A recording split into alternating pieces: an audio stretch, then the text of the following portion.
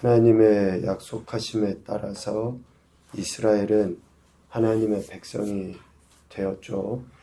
그래서 그 하나님의 말씀을 청종하고 그 명령하는 명령과 규례를 행해야 되는 것입니다. 하나님의 백성이 되었기 때문에 하나님의 말씀에 순종을 보여야 되는 거예요. 하나님께서 베풀어 주신 그 은혜에 합당한 삶이 바로 그거예요. 말씀에 대한 태도, 말씀을 순종하고 또 그 말씀을 통해서 말씀 순종을 통해서 하나님 경외하는 것을 보여야 되죠. 그런데 왜 그들이 하나님의 명령을 지켜 행하지 아니하는가? 28장 47절에서 이야기하는 것처럼 모든 것이 풍족하여도 기쁨과 즐거운 마음으로 하나님 여호와를 섬기지 않기 때문이죠. 물질이 없어서도 아니고 또 상황이 별로 좋지 않아서도 아니고 오늘날 우리를 표현을 하면 바빠서도 아니고 내가 힘들어서도 아니고 왜 우리가 하나님 말씀을 제대로 듣지 않습니까? 왜 순종하지 않아요? 그것은 미안하지만 마음이 없기 때문이에요. 마음이 없으니까 안 믿는 거죠. 그러니까 마음이 없으니까 말씀에 대한 순종이 안 일어나요. 데이트할 때 보면 알잖아요. 아무리 바쁘고 피곤해도 1시간, 2시간 떨어져도 안 보면 안 되니까 보러 가잖아요. 밤새도록 그냥 같이 있어도 서로 이 집 저 집 왔다 갔다 해도 저희도 좀 그런 기억이 있는데 눈이 엄청 왔거든요. 여수에. 그런데 차도 운전도 못해요. 근데 둔덕이라고 이렇게 여수 그 시내 한가운데 좀 거리가 있어요. 그쪽 동네에 살았는데 거기까지 걸어서 밤에 눈길을 헤치고 피곤하지도 않아요. 재밌어요. 같이 있는 것 자체만으로. 낮에 일 다 하고 사역하고 막 그래도 밤에 마음이 없으니까 그 말씀을 듣지 않고 행동으로 나타나 보여지지 않는 거죠. 그래서 하나님은 오늘 29장 1절에 호렙에서 이스라엘 자손과 세우신 언약 외에 호렙산, 시내산이라고도 하죠. 시내 반도에 있는 그 호렙산에서 이스라엘 백성과 세웠던 그 언약 외에 여호와께서 지금 이스라엘 백성들이 모여있는 모압 평지에서 다시 이 말씀을 하시는 거예요. 언약의 말씀. 여기서 외에 라는 말은 덧붙여서 다시 라는 그런 이야기입니다. 호렙에서 맺은 언약에 덧붙여서 이야기하는 거예요. 그러니까 과거 이스라엘 1세대 이스라엘 백성들과 맺었던 그 언약, 1세대 이스라엘이 받았던 그 하나님의 말씀을 지금 모압 평지에 모인 2세대 이스라엘에게 다시 설명하는 거예요. 다시. 그래서 신명기라고 이야기했고 신명이라는 것은 새로운 이야기가 아니고 이미 1세대 이스라엘에게 하신 말씀을 또다시 재차 강조해서 하나님이 말씀하신 거예요. 그러므로 하나님의 말씀에 대한 바른 태도를 취할 수 있도록 하나님이 지금 모압 평지에 모여있는 2세대 이스라엘에게 다시 이 말씀을 모세를 통해서 하신 것이죠. 왜 그렇게 하실 수밖에 없는가? 왜? 1세대 이스라엘에게 베풀어 주신 하나님의 은혜를 2세대 이스라엘은 직간접적으로 경험을 했어요. 지금 모압 평지에 모여있는 2세대 이스라엘은 출애굽 당시 20세 미만이었던 사람들이라 또 출애굽 이후에 태어난 광야의 여정 속에서 태어난 그 사람들이잖아요. 그 사람들은 하나님께서 자신들의 조상, 부모일 수도 있고 할아버지일 수도 있고 1세대 이스라엘에게 보여줬던 그 놀라운 은혜들을 경험을 했다는 거예요. 2절, 3절에 보면 애굽 땅에서 너희의 목전에서 바로와 그의 모든 신하 그 온 땅에 행하신 모든 일을 너희가 보았다. 큰 시험과 이적과 큰 기사를 네 눈으로 보았다. 지금 그렇게 분명하게 하나님이 역사하신 것을 보았다는 거죠. 그리고 5절, 6절에 보면 지금 2세대 이스라엘도 그래요. 광야의 40년의 그 여정 속에 몸의 옷이 낡아지지 아니하였고 발의 신이 헤어지지 아니하는 경험을 했고 떡도 먹지도 않고 포도주나 독주를 마시지도 못한 상황이었잖아요. 그런데 뭐만 먹었습니까? 만나만 먹었어요. 만나만. 그렇게 함으로써 하나님이 진짜 하나님이신 줄을 알게 된 거예요. 그렇게 하나님의 의도를 그들은 알고 있었다라는 거죠. 5절, 6절 말씀처럼. 또 어떤 경험을 합니까? 7절, 8절에 이야기하는 것처럼 모압 평지에 여기에 도착하기 전에 헤스본 왕 시온과 바산 왕 옥을 물리치고 자신의 동족들인 르벤과 갓과 므낫세 반지파가 이제 땅을 차지하게 됐잖아요. 이런 사실들을 분명하게 지금 저들은 경험하여 알고 있었습니다. 이러한 경험을 갖고 있는 2세대 이스라엘, 지금 모압 평지에 모여있는 모세 앞에 있는 그 이스라엘은 9절과 같이 그런즉 너희는 이 언약의 말씀을 지켜 행하라. 그리하면 너희가 하는 모든 일이 형통하리라. 이 언약의 말씀은 물론 1세대 이스라엘에게 주셨던 그 말씀이지만 동일하죠. 2세대 이스라엘 역시 이 하나님의 약속의 말씀을 지켜 행해야 한다. 라고 지금 가르치는 거예요. 그런데 지금 모세 눈앞에 있는 2세대 이스라엘은 어떻습니까? 4절 그러나 깨닫는 마음과 보는 눈과 듣는 귀는 오늘까지 여호와께서 너희에게 주지 아니하셨느니라. 이렇게 하나님의 놀라운 역사를 친히 목격하고서도 하나님의 은혜와 사랑을 깨닫지 못한 그들에 대해 역설적으로 지금 이야기를 하는 거예요. 항변할 수 있겠죠. 하나님이 우리에게 깨닫지도 못하게 하셨고 보지도 못하게 하셨는데 우리가 어떻게 순종합니까? 라고 4절을 문자적으로만 보면 그럴 수 있어요. 그러나 이것은 역설적으로 지금 이야기하는 거예요. 저들이 이런 놀라운 역사를 보고서도 경험했으면서도 하나님 말씀을 귓전으로도 안 듣는 거예요. 왜? 마음이 없으니까. 마음으로 하나님을 경외하지 않으니까 그들이 마음으로도 눈으로도 귀로도 제대로 하나님 앞에 하나님 말씀에 순종하지 못하는 거죠.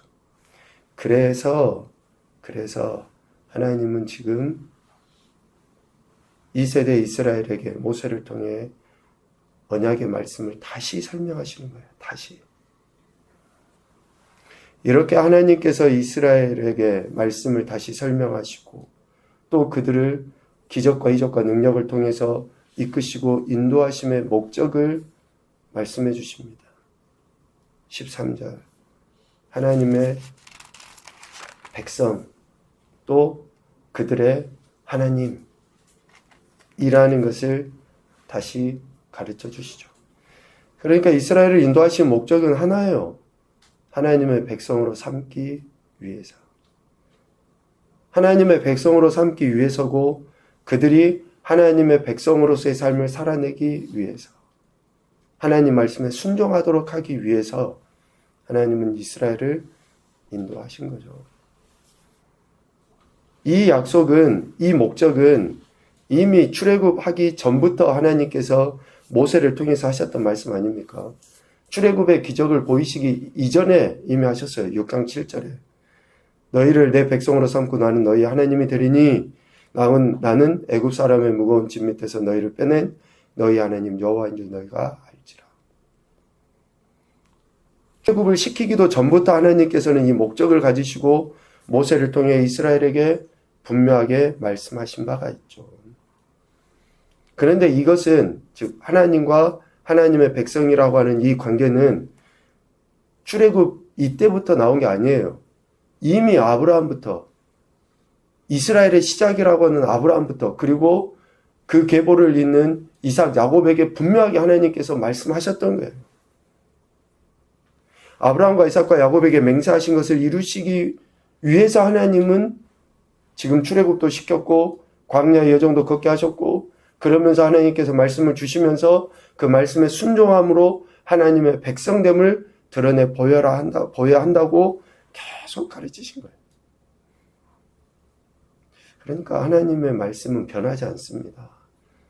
시간이 바뀌고 세대가 바뀌고 미안하지만 사람이 바뀌어도 안 변해요. 우리가 바뀌어야 돼요. 내가 바뀌어야지. 하나님의 말씀이 내 상황에 맞게끔, 우리 환경에 맞게끔, 이 시대에 맞게끔 안 바뀐다고요. 그런데 우리는 내 형편의 하나님을 갖다 맞추려고, 하나님의 말씀을 갖다 맞추려고요. 아브라함, 이삭, 야곱 몇백 대를 이어져가, 이스라엘 백성까지 몇백 대를 이어져 가도, 몇백 년을 이어져 가도 하나님 말씀이 안 바뀌어요. 여전히 하나님은 그렇게 뜻하시는 바대로 이뤄 가셔요. 그 약속을 신실하게 하나님은 이뤄 가시는 거죠. 이러한 계획하심에 따라 하나님은, 이스라엘 백성은 지금 모세를 통해 주시는 하나님 말씀 앞에 서 있습니다. 그런데 오늘 본문에 보면 모압 평지에 모여 있는 그 이스라엘, 2세대의 이스라엘을 이렇게 설명하고 있어요. 10절과 11절에 보면 너희 곧 너희의 수령과 너희의 지파와 너희의 장로들과 너희의 지도자와 이스라엘의 모든 남자와 또 유아들, 아내, 진중에 있는 객, 너희를 위하여 나무를 패는 자, 물 깃는 자. 그러니까 이스라엘 백성의 어쩌면 종과 같이 살아가는 이방의 모든 사람들까지, 그들까지 하나님의 12절 언약에 참여하며 또 내 하나님 여호와께서 오늘 내게 하시는 맹세에 참여해야 한다 라고 이야기해요. 하나님께서 택하신, 특별하게 선택받았다고 하는 이스라엘 그 사람들뿐만이 아니라, 혈통적으로 이스라엘뿐만 아니라 하나님이 택하셔서 이스라엘이라고 하는 그 공동체, 나라 안에 들어와 있는 모든 사람들까지 이 하나님의 언약, 하나님의 맹세에 참여해야 한다라고 이야기해요.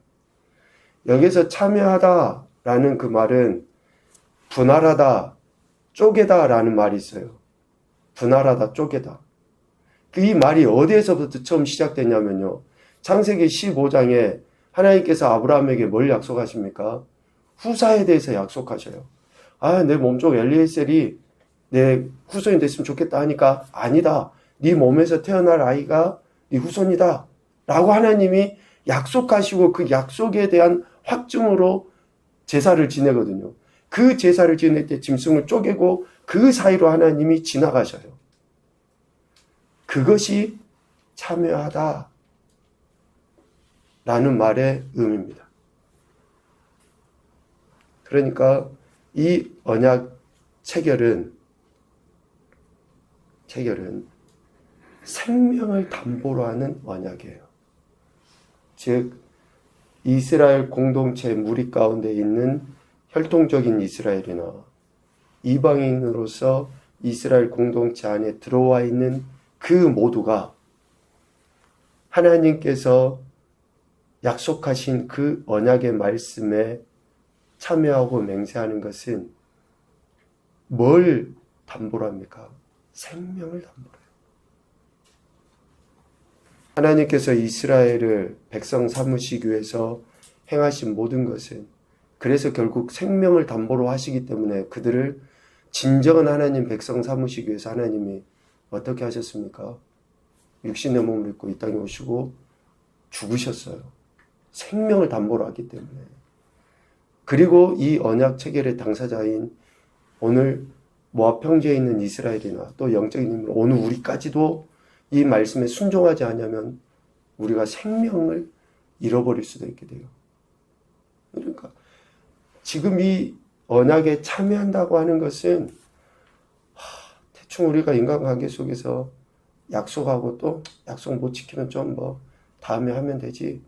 그래 내가 지금 약속 못 지킨 건 미안해. 이렇게 해서 넘어갈 수 있는 사안이 절대로 아닌 거예요. 절대로. 이 언약을 지키시기 위해서 하나님은 생명을 버리셨다니까요. 그래서 우리가 이 말씀에 순종하지 않으면 하나님 우리의 생명이 걷어가도 우리는 걷어줘도 할 말이 없어요. 하나님과 이스라엘이 언약 관계가 되었다는 것은 바로 그런 의미가 있는 거고, 하나님께서 이 언약을 체결하심으로 하나님이 이스라엘의 왕이 되셨다고 하는 것은 백성의 소리를 들으신다는 거예요. 들으신다는 거예요. 그래서 출애굽기에 처음에 하나님이 이스라엘에게 임하실 때 그 고통의 소리를 들으시고 내려보시고 계속 그런 이야기를 했잖아요. 하나님은 들으시는 거예요. 들으시는 거. 들으심으로 책임을 다하셔요. 그러면 오늘 우리는 어떻게 행함으로 백성된 책임을 다합니까? 순종하는 것으로 책임을 다하는 거예요. 그래서 하나님의 그 하나님 되심은 들으심부터이고, 백성으로서 백성된 의무는 순종으로부터예요. 그래서 이렇게 표현할 수 있습니다. 하나님은 백성의 소리를 들으시고 그들을 보호하고 인도하는 책임을 다하시겠다라는 그런 의미고요. 백성인 이스라엘은 하나님의 말씀에 순종함으로 왕이신 하나님을 경외하며 살겠다라는 것을 약속하는 거예요. 이 언약에 참여하는 것을. 그러므로 상호 경청과 순종의 책임을 다함으로 하나님과 이스라엘의 관계가 온전하게 세워져 가는 것입니다. 그래서 지금도 하나님은 우리 소리를 들으셔요. 들리는 대로 또 시행하시고, 그리고 우리는 지금도 하나님의 말씀에 순종해야 돼요. 그것으로 그 관계를 계속 이어가는 거예요. 첫 번째 교훈입니다. 과거 하나님께서 베풀어 주신 은혜를 기억하여 알아야 한다. 기억하고 알아야 돼요. 아는 것은 머리의 메모리 정도의 문제가 아닙니다. 기억하는 것도. 그렇게 분명하게 고백을 해야 되는 거고. 두 번째, 다시 말씀하실 수밖에 없는 것은 우리 인생의 교만함 때문이다. 하나님 왜 똑같은 이야기 하십니까? 부모처럼 맨날 잔소리 하세요. 아니에요. 미안하지만 우리의 마음의 태도가 바뀌지 않고 교만한 것을 하나님이 아시기 때문에 계속 이야기하시는 거예요. 그 말씀에 순종하지 않기 때문에 계속 그 말씀에 순종해버리면 또 다른 말씀 하시겠죠. 근데 그 말씀에 우리가 순종하지 않으니까 계속 그 말씀을 하시는 거예요. 세 번째, 하나님과 언약관계에 있다는 것은 축복인과 동시에 말씀에 순종해야 할 사명이 부여되었음을 의미한다. 엄청난 축복인 것은 틀림이 없어요. 그런데 막중한 책임이 있어요. 순종해야 되는. 근데 순종하지 않으면 생명을 내줘야 돼요. 매우 엄중한 말씀입니다. 이 언약에 참여한다 라고 하는 말씀. 그래서 우리가 하나님 말씀을 받았다, 언약을 받았다라고 하는 것은 엄청난 축복이고 특권이지만, 그렇지 않으면 그만큼 합당한 그러한 심판을 받을 수밖에 없는 것을 성경에서는 계속 이야기합니다. 오늘도 여러분을 백성 삼으신 하나님께서 말씀으로 우리를 다스리시고 인도하십니다. 이런 관계를 맺은 것은 오늘 우리에게 순종을 요구하신 하나님의 뜻이 있습니다. 오늘도 말씀과 기도를 통해 하나님 말씀에 대한 온전한 그 겸손함, 경외함, 순종함을 통해 하나님 영광도 나타내시고 약속하신 많은 은혜와 복들을 받아 누리시는 귀하고 복된 한날이 되시기를 주님의 이름으로 축복합니다. 아멘.